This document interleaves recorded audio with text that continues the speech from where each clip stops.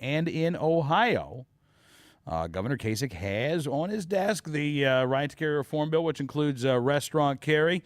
Derek DeBross, the general counsel for Ohioans for Concealed Carry, joins us on the program tonight. And Derek, thank you so much, sir, for joining us.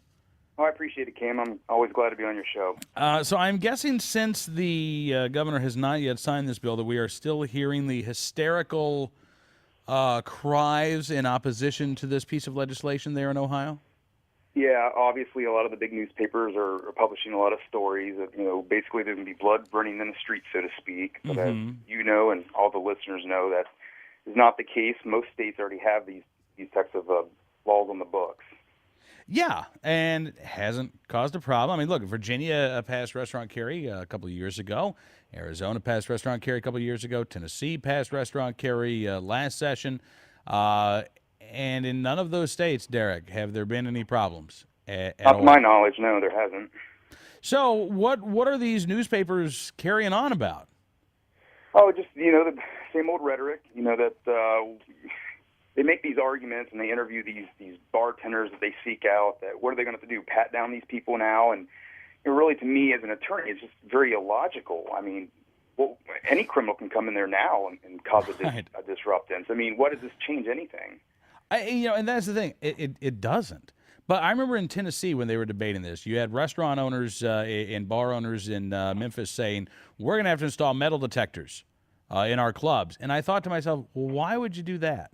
I mean, you're talking about right to carry holders, people who, have gone through the process of getting a right to carry license, and you're going to install metal detectors to, I guess, try to keep those folks out in case they try to pull a fast one on the bar. But right now, people who could be illegally carrying a firearm could stroll right in, and you're not concerned about that?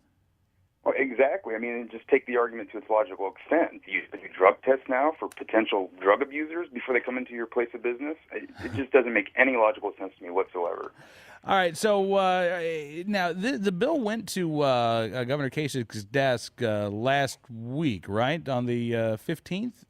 Yeah, I think that's when the Senate and the House did concur and sent the bill upwards. And Governor Kasich has indicated that he will sign the bill, right? Yes, I believe the Cleveland Plain Dealer actually was quoting one of his staffers as saying that he would sign the bill.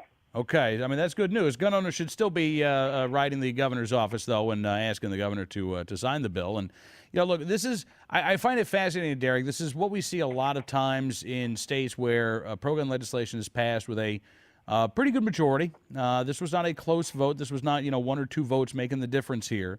And so the media, engages in this sort of desperate last-minute attack to try to drum up opposition to these bills by frankly scaring their audience. Right. I mean, that's just it's the same old tactics that they use. And I was actually discussing this with another attorney friend of mine. Yeah. The anti-gun lobby, where are they? They don't have people like the NRA or OFCC. All they do is spend their money to try and defeat these pro-gun bills. But the pro-gun lobby has been very strong.